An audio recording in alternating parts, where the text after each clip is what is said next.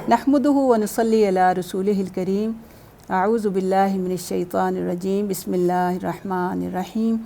Rabbi इश्रह ली सदरी व यस्सिर ली अमरी वहलुल उक़दतम मिन लिसानी यफ़क़हू क़ौली। हज की तारीख़ के साथ साथ हमें हज़रत इब्राहीम अलैहिस्सलाम के वाक़यात को हम देख रहे हैं और इन ईमान अफ़रोज़ वाक़यात से अपने ईमान को ताज़ा करने की कोशिश जो है वो कर रहे हैं। आप देखें कि हज़रत इब्राहीम अलैहिस्सलाम ने जब जो बेटे को ज़िबा करने का हुक्म जो है अल्लाह के इस हुक्म के आगे भी जब सर तस्लीम ख़म कर दिया तो फिर अल्लाह ताला ने इस कुर्बानी को सारी दुनिया के और क़यामत तक के लिए जो है लोगों को जो है इसका हुक्म जो है वो दे दिया और इस हुक्म की ताज़ीम का हुक्म दिया और इस हुक्म को हमेशा जारी रखने का जो है फ़ैसला कर दिया। फिर इस अजीबो गरीब और अनोखे इम्तहान में कामयाबी के बाद अल्लाह ताला ने हज़रत इब्राहीम अलैहिस्सलाम को एक और बड़े एज़ाज़ से जो है नवाजने का फ़ैसला फ़रमाया। फिर उन्होंने हुक्म दिया कि दुनिया में मेरे लिए एक घर तामीर करो।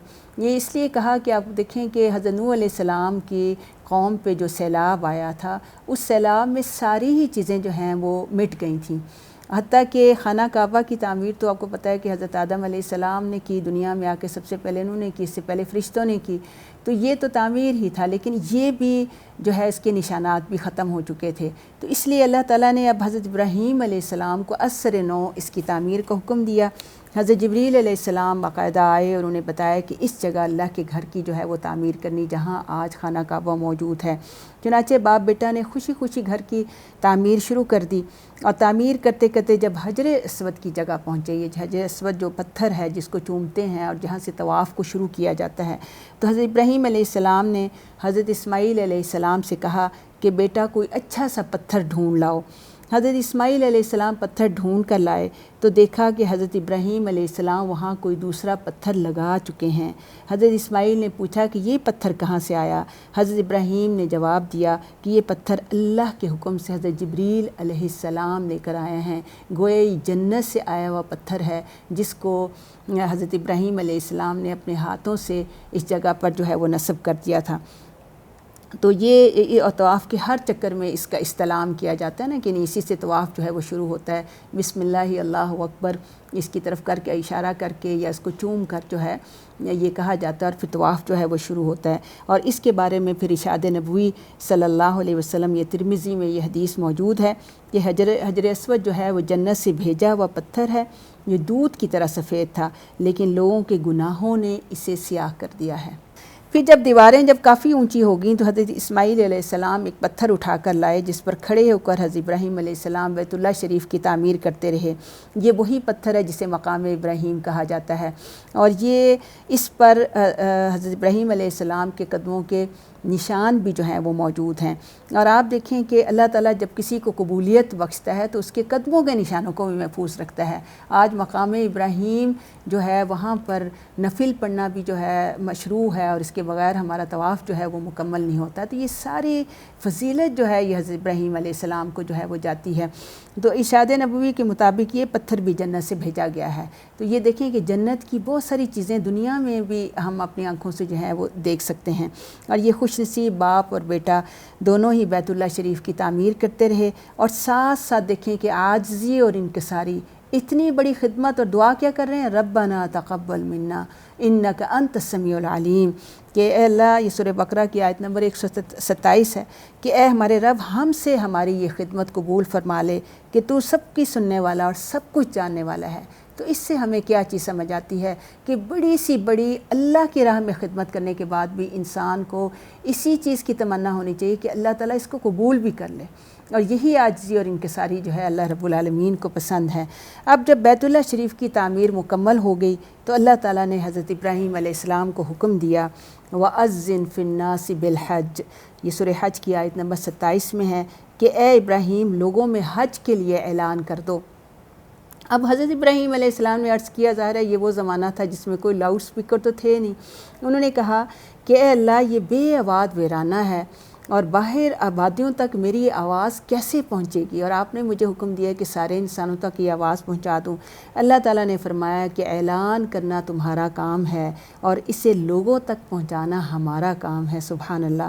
چنانچہ اللہ تعالیٰ نے حضرت ابراہیم علیہ السلام کا یہ اعلان نہ صرف اس وقت کے زندہ انسانوں تک پہنچا دیا، بلکہ عالم ارواح میں تمام روحوں تک یہ آواز جو ہے پہنچا دی۔ یہ ابن کثیر نے اس کے حوالے سے یہ لکھا ہے، اور اس کے بارے میں یہ بھی آتا ہے کہ یہ اس وقت خانہ کعبہ کے قریب جبل ابو قبیس جو اب اس وقت موجود نہیں ہے، اس کے اوپر حضرت ابراہیم علیہ السلام کھڑے ہوئے، اور وہ پہاڑ خود بخود اونچا ہوتا گیا، اور انہوں نے زور سے پھر آواز دی کہ لوگوں تم سب پر اللہ کی طرف سے حج جو ہے، حج کرنا جو ہے یہ فرض جو ہے۔ اور اس کے بارے میں پھر یہ روایت ملتی ہے کہ جس کی قسمت میں بیت اللہ شریف کی زیارت لکھی تھی، اس نے حضرت ابراہیم علیہ السلام کے اعلان کے جواب میں لبیک کہی، یعنی کہ حاضر ہیں ہم، لبیک اللہم لبیک۔ یہ تلبیہ ہے جو حاجی کا ترانہ ہے، اور اس تلبیہ کی اصل بنیاد حضرت ابراہیم علیہ السلام کے اسی اعلان کا جواب ہے۔ پھر آپ دیکھیں کہ جب تک حضرت ابراہیم علیہ السلام زندہ رہے، بیت اللہ شریف کے متولی رہے۔ آپ کی وفات کے بعد قبیلہ بنو جرہم کے سردار بیت اللہ شریف کے متولی بنے۔ یہ وہی قبیلہ تھا جنہوں نے حضرت ہاجرہ سے جو ہے اجازت لی تھی۔ حضرت ہاجرہ کی تو پھر وفات ہو گئی تھی بعد میں۔ پھر بنی جرہم ہی کے دور میں دین ابراہیمی میں بگاڑ پیدا ہونا شروع ہوا۔ متولی جو تھے وہ نذرانوں اور ہدیوں کا مال ہڑپ کرنے لگے۔ چنانچہ جو قبیلہ بنو خزاعہ تھا، اس نے پھر یہ جو تولیت کا منصب جو تھا بنو جرہم سے چھین لیا، اور بنو خزاعہ کے سردار عمر بن لحی خزاعی، اس نے ایک بت لا کر جو ہے خانہ کعبہ میں رکھ دیے، اور سب سے پہلے یعنی بت پرستی کی ابتدا جو ہے اس شخص نے کی تھی، عمر بن لحی نے، اور یہ قبیلہ بنو خزاعہ کا جو ہے کا تھا، اور اس نے اور پھر یہ بیت اللہ شریف جو تھا وہ بت کدے کی شکل اختیار کر گیا، اور شرک کی انتہا کا یہ عالم تھا کہ لات، منات، عزیٰ اور حبل کے بتوں کے ساتھ ساتھ حضرت ابراہیم اور حضرت اسماعیل کے بت بھی یہاں بیت اللہ شریف میں رکھ دیے گئے۔ پھر بنو خزاعہ کے بعد بیت اللہ شریف کی تولیت قریش مکہ کے ہاتھ میں آ گئی، اور قریشی سردار جو قصہ بن کلاب تھے، انہوں نے خزاعی سردار کی بیٹی سے شادی کر لی، جس کے نتیجے میں قریشی داماد کو خزاعی سرس کعبہ کی تولیت جو ہے وہ حاصل ہوئی۔